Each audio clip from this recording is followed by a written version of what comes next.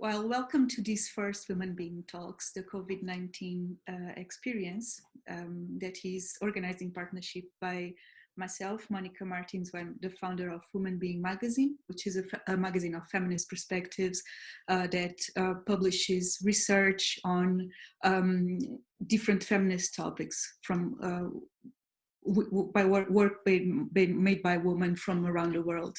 And we edit a magazine that is going to be launched again this year. The second issue is going to be launched in November. We are already working in that. My editorial team is working in that already. And the magazine is going to be focused in the research that was presented in the conference that we managed to have in March, still just before all events started to get cancelled and postponed. So as I mentioned, this initiative is organized in partnership with me and Natalia Bonilla, who is an international journalist and producer. And I now ask Natalia to go on with, speak more about our initiative. Hi, everybody. Thank you, Monica. I'm so excited to be joining this project with you here. This COVID-19 experience storytelling initiative began quite after all the quarantine measures started.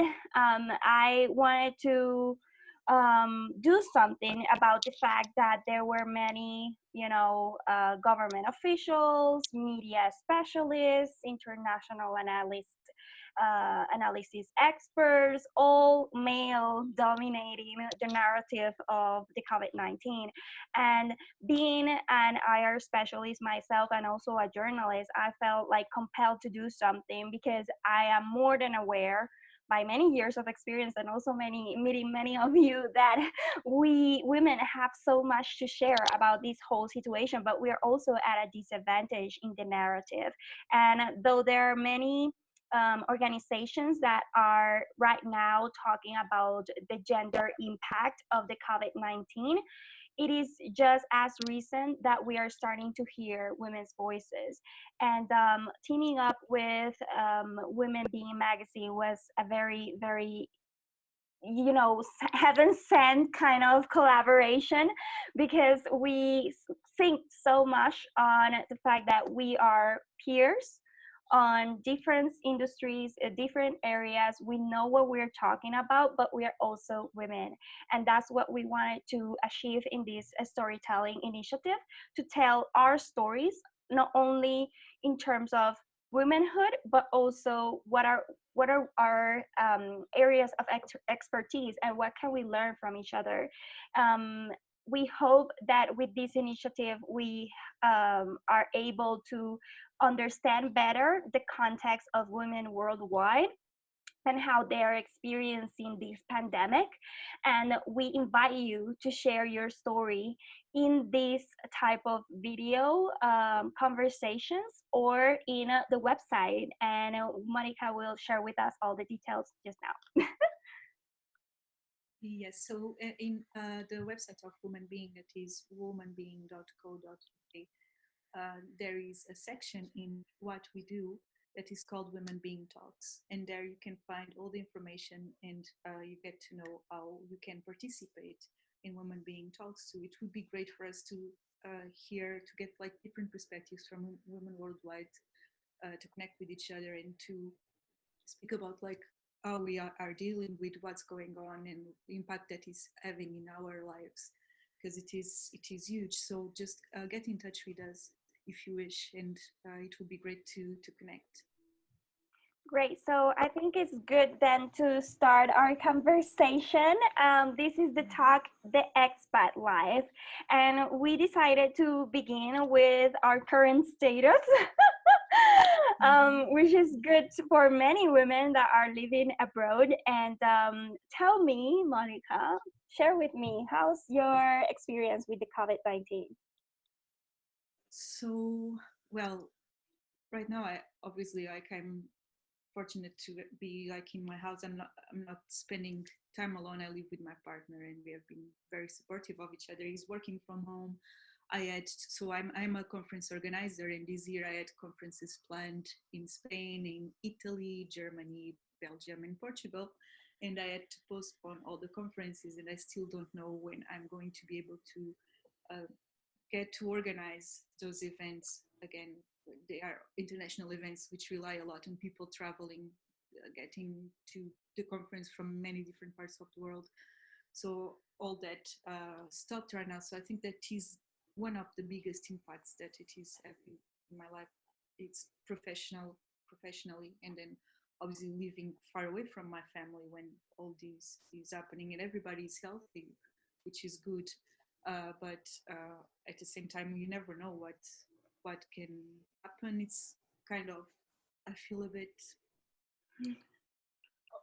everything is very uncertain, and I had a couple of weeks in which I was actually quite scared about it, um, regarding my work, because I was like, oh my god, what am I going to do now?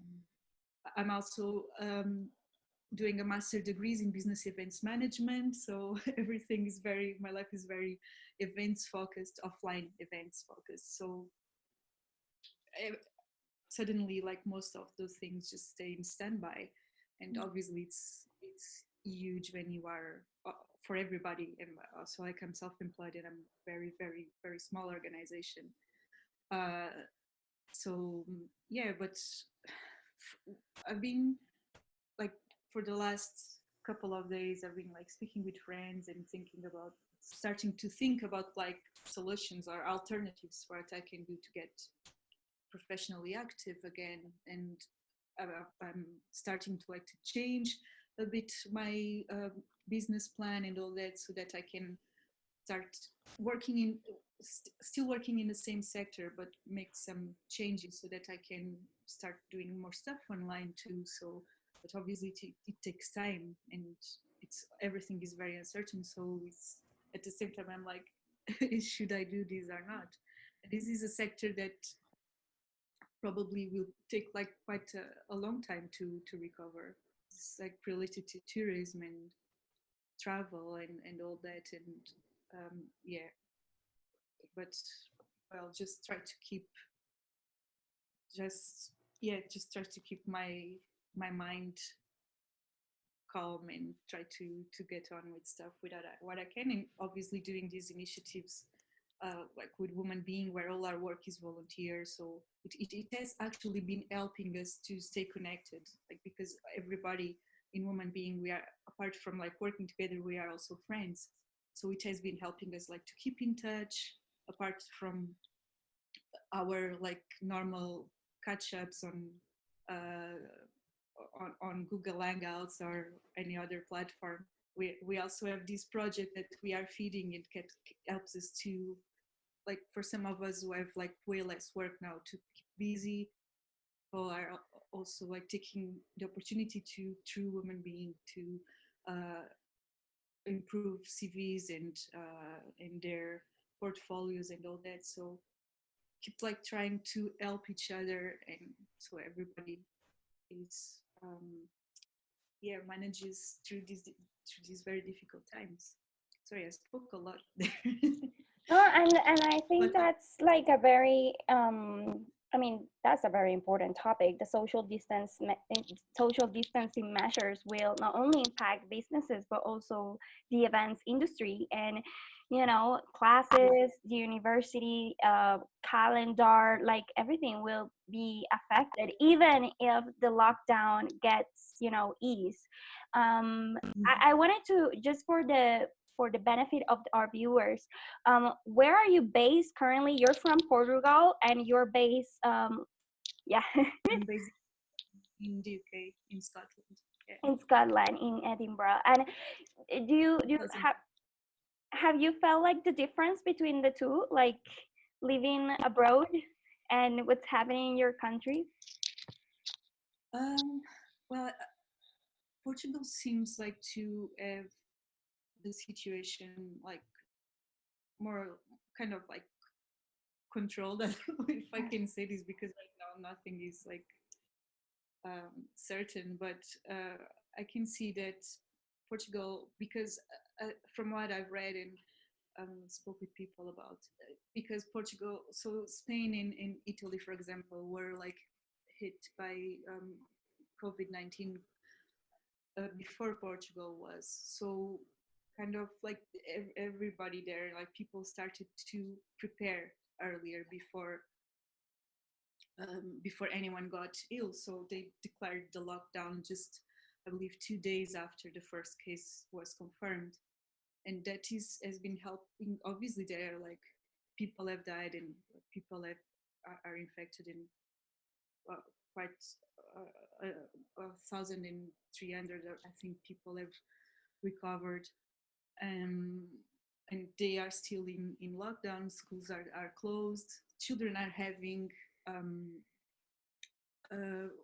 so the government made something that I really liked. That was, so they have this TV channel with that they show TV shows and films and all that from that were made in Portugal, like quite like in the 80s and all that.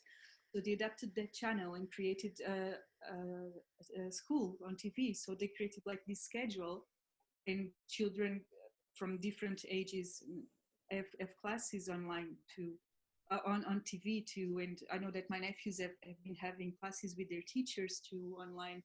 So the kids, obviously, like they have been inside the apartment where they live, and it's 5 children. So I don't know how my sister is coping with that for the last 2 months, pretty much. So but I think, like, from what I've seen from some of the measures that Portugal put in place, including this one with the schools, I think it's positive. And I know it's like, obviously I don't have children, so for me, obviously we wouldn't have the same effect, but at least children can keep on like having their classes and all that. So it probably makes it difficult for parents who have to work from home and help the children and all that. So it creates like everything has an impact on everything here.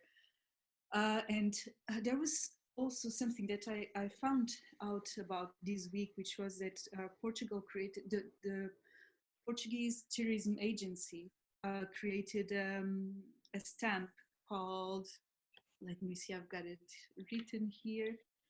So they have a stamp called Clean and Safe that basically it certifies tourism establishments and distinguishes those tourist activities that are compliant with hygiene and cleaning requirements and prevention of COVID-19. So I saw this the first time from an hotel that I follow on social media, and they showed that they have this seal, and I was like, well, this is interesting. I don't know about it very deep, like in a very specific way, but I think it's good that they are like taking a lot of steps. Also because Portugal, like, it has a great weather, and it was voted for the third consecutive year. It's world's leading destination in the World Travel Awards. So it was, the last award was from 2019. So and again, like, it's something important again, like regarding tourism, which is, I'm sorry I speak a lot about tourism, but it's because it's where my area is related That's to. okay. So that's more. So I don't know. I think like Portugal has pretty much been like in a crisis or something, like financial crisis, since I remember. And I think that it's a country's like developed quite a resilience and a capacity to adapt to different situations. Obviously, nothing has ever been like this, because this is people's health. Is something that can changed our lives like really, really fast. But yeah, I think that the way that the country is adapting and making changes and all that is, I think it looks positive, if I can say this right now. Yeah, I'm currently in Mexico, and I don't have similar experiences with Puerto Rico, like what's happening in Puerto Rico. Um, Things are like very um, dark. That's a good way to describe it in the island. For many of you that don't know, in 2017 we had Hurricane Maria, and it was a category 4 and 5 hurricane, and it devastated the island. And since then, like, we have been going back for more than, like, in terms of development, we have retroceded, or like going back like 20 years of our development. And there's a lot of problems, infrastructural problems, corruption problems, and as well as very weak health institutions. And it's very, very, these are very dire circumstances. And right now there's this fight against the government, not only between the media and the people as well, because government officials are, giving not uh, how is it, not accurate numbers on the death toll, or the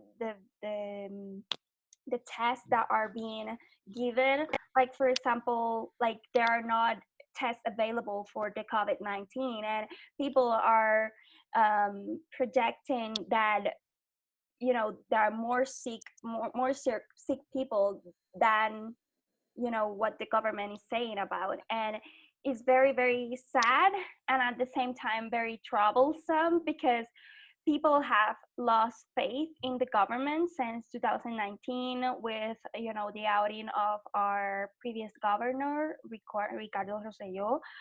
We did like massive protests, and that got coverage around the world, and we got him out. But the establishment, his political party, is still in power, and though elections are coming up on November, they're still, holding all the information, and continue doing all the corruptive practices that we are aware right now that they're doing. But we don't know what to do about it, because they're telling us to, stay back at home, and, continue on the lockdown, and we cannot protest on the street because we're also fearing the virus. And one of the things that I have found with this later pandemic is we have not yet dealt with the post-traumatic stress disorder that Hurricane Maria caused us. And right now we are, how is it? This unbelief of the government, or of being helpless around this situation, is very, very big. And that, on top of the whole conversation with US government, and the current Trump administration not giving a priority to Puerto Ricans, though we are US citizens, and we deserve to have, the stimulus package.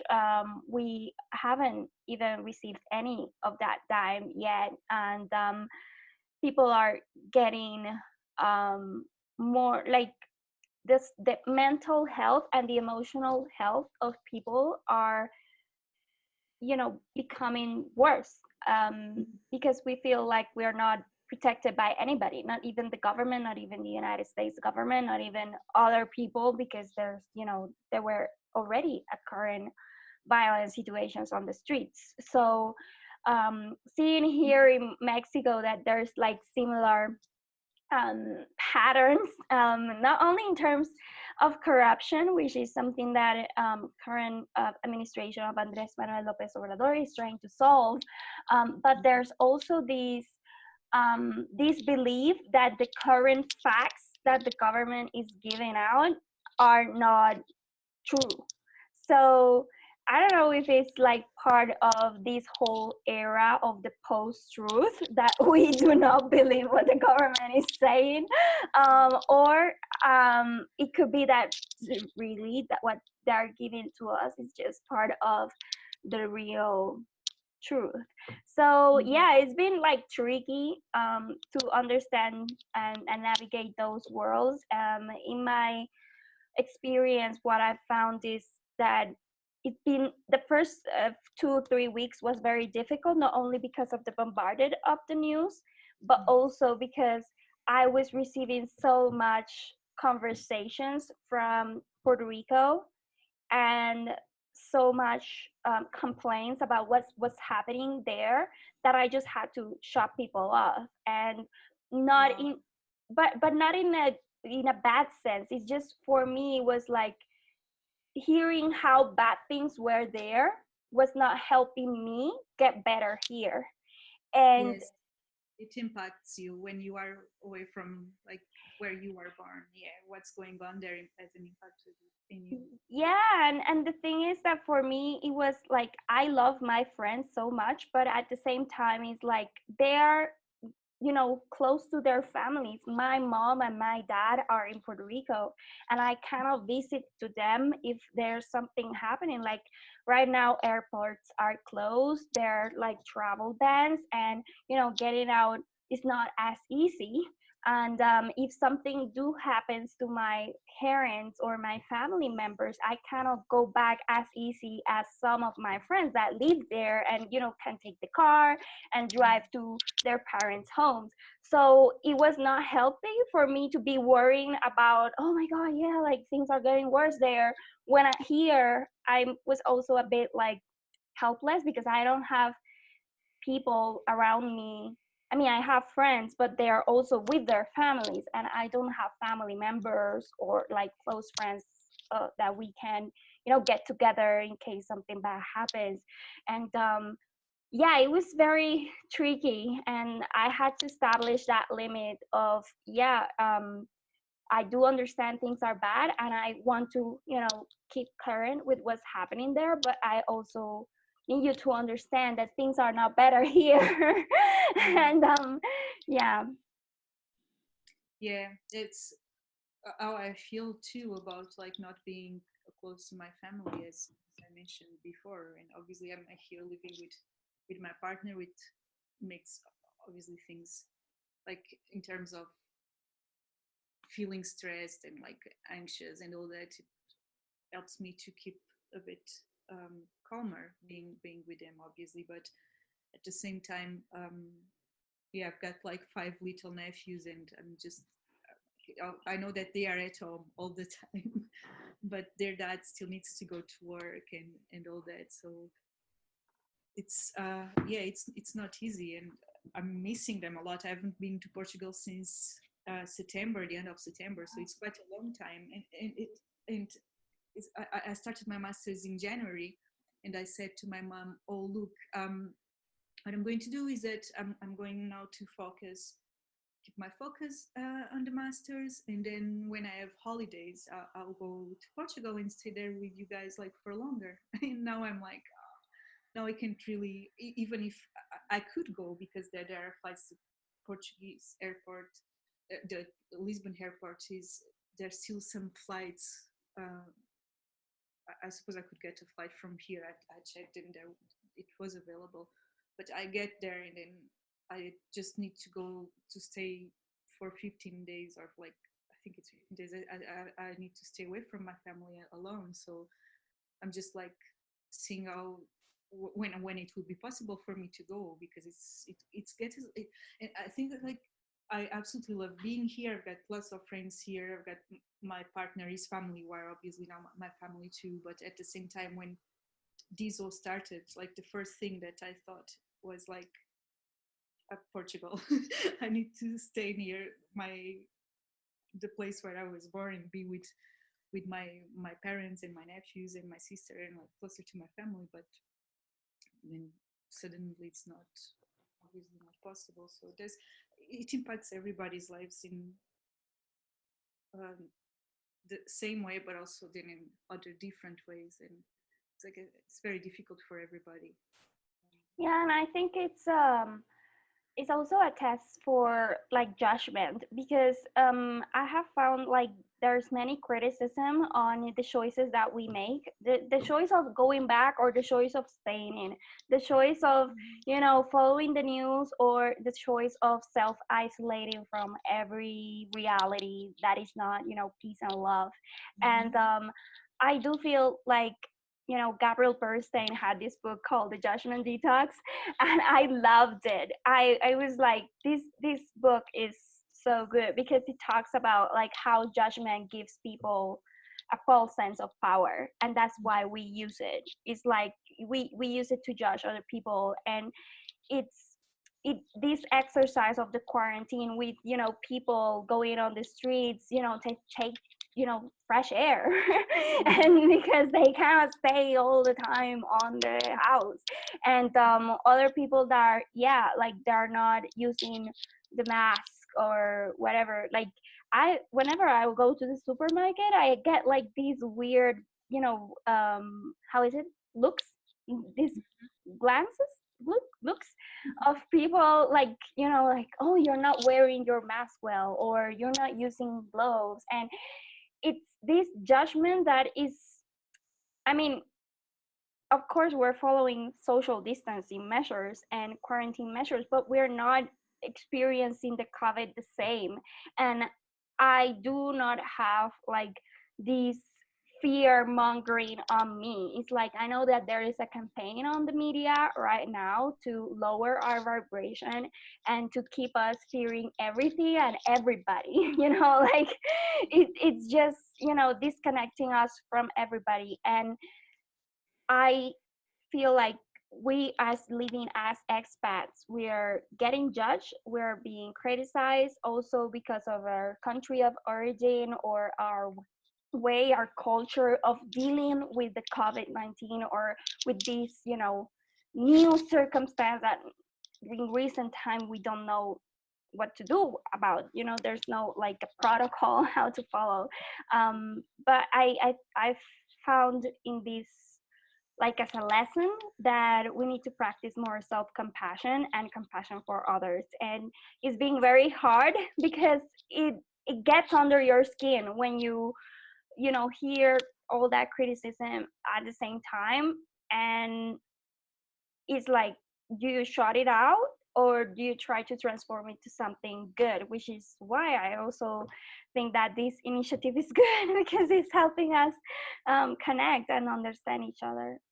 Yeah, I think it's important to do that, to speak and like to take care of each other right now, because you know, like people don't feel probably like that they can trust the governments with what is going on. But at the same time, I think that the way that people are taking care of each other, in some way, I think that like we are all more aware of each other. It's like we actually see each other when we walk on the street, when we are queuing to get into the supermarket. And uh, for example, this is something that also was mentioned in an Euronews article that I read, which was also like in Portugal, one of the reasons why they were able like to keep the numbers, to not allow the numbers to go like really high, was the fact that people were being very respectful and really following the what they were uh, advised to do. And I think it's that these collective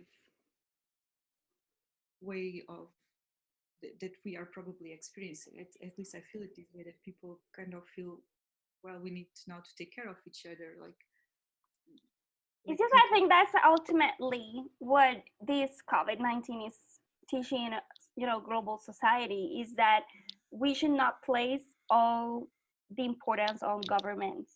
Governments Mhm. are here to regulate, but communities are here to serve each other. And what we're seeing in the most, you know, difficult circumstances is communities coming together and helping each other with what they have. And this morning, I just saw this news story of, like, in Germany, you know, people placing plastic bags with like dispense, like food for people that could not buy or do not have money to buy on a supermarket, they can take one of the bags. And it was like near a bus station. And I mean, those are like very simple and probably, minimalist kind of ways that we can help each other, but that's people doing it. And sometimes, I mean, here in Latin America, there's this division of politics. It's like, oh, the party is doing that or is behind that. And there's this whole like, confusion on the intention of whoever does something good. And I do feel like we are placing too much power on the politics and less power on the human spirit. And people are doing it because they want to. And yes, there are other political parties that are taking advantage of this situation, but there are also good, human beings that want to share. And yeah, I think that we with this pandemic, the power will rely on the people, not on these institutions.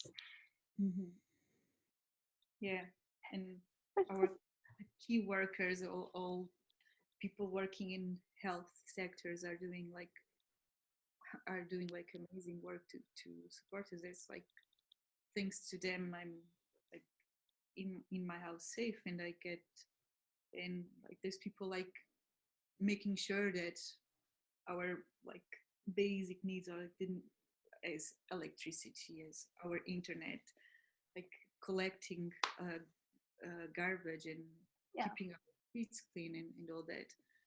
So it's obviously like.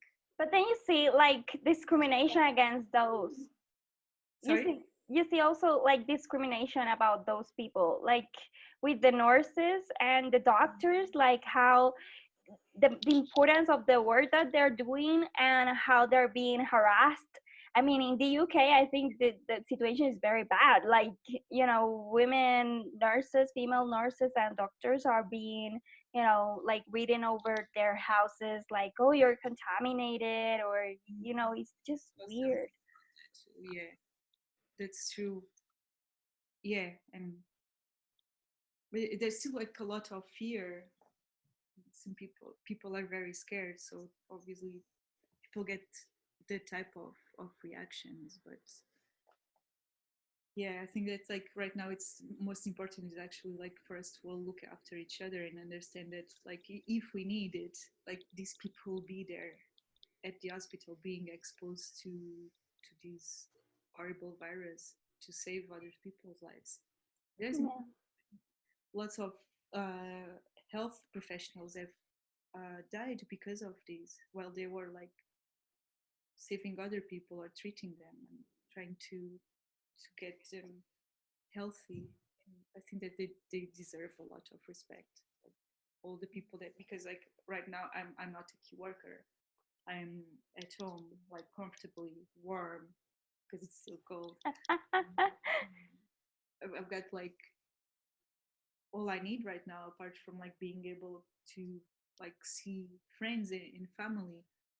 But I mean, there's lots of people who don't have that, and there's also the situation with refugees and people who like are migrants in other countries, like in the US, for example. So we are all experiencing like the same thing with common points, but also like some people have like are experiencing like in a really terrible way. That yeah, and I think also it like this pandemic, it's showing how how easy it is for some governments and some ideology politics to root in the subconscious of people. And we see it with xenophobic racist slurs, but also with the treatment of what you say, refugees, migrants, minorities in the United States as well as worldwide. And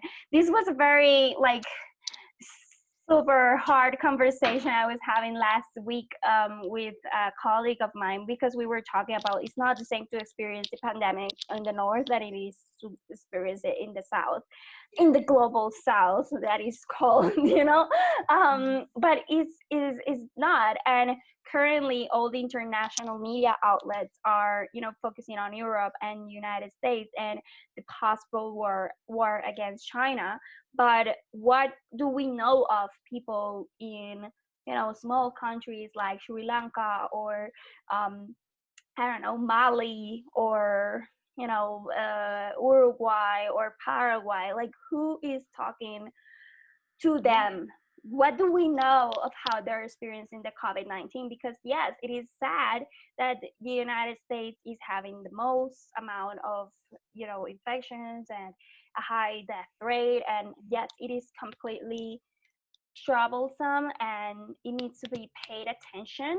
But at the same time, like, people are, they, there's more benefits to living there than it is to live in other places where these disease, like, they don't have the infrastructure to deal with this, and they don't have the top medical doctors from Harvard or from all these top institutions to care for the people in in developing countries. And that's something that I think should be known and should be talked about and addressed too. And one of the failings as well of these past colonizers, because United States, UK, France, Spain, they both, Portugal too.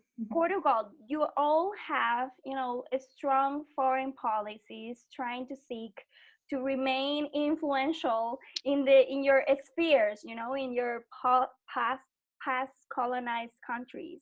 And right now you're not fulfilling that duty because you have the problem inside your borders. But at the same time, it's very hypocritical that you're trying to help people from, I don't know, France, for example, help people from Africa, where it's closing all these borders and not really sending aid to countries that it was supposed to protect or supposed to influence. So I guess that's, it's showcasing the cracks of the Absolutely.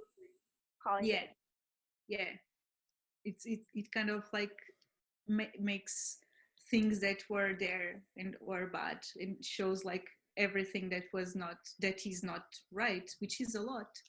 And Yeah. and European person, and I know like that one of the reasons why, like, that the reason why I'm able to be here sitting speaking with you in a totally different countries is I am European, and I've got an advantage over a lot of people in other places.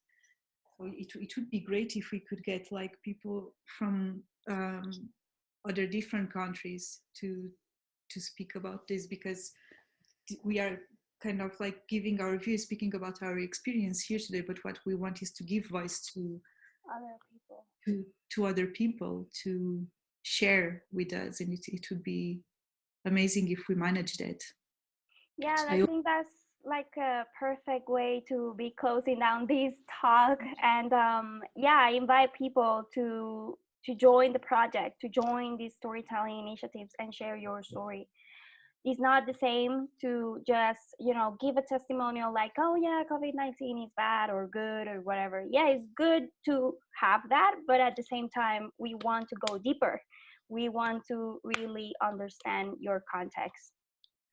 yeah, it's something that we would pretty much like to create here, and try to like to get all the different experiences in the way that people live these times differently. So just you can also get in touch with us by email on info@womenbeing.co.uk, or go to our website, womenbeing.co.uk, and in the section what we do, you will find a link to Women Being Talks.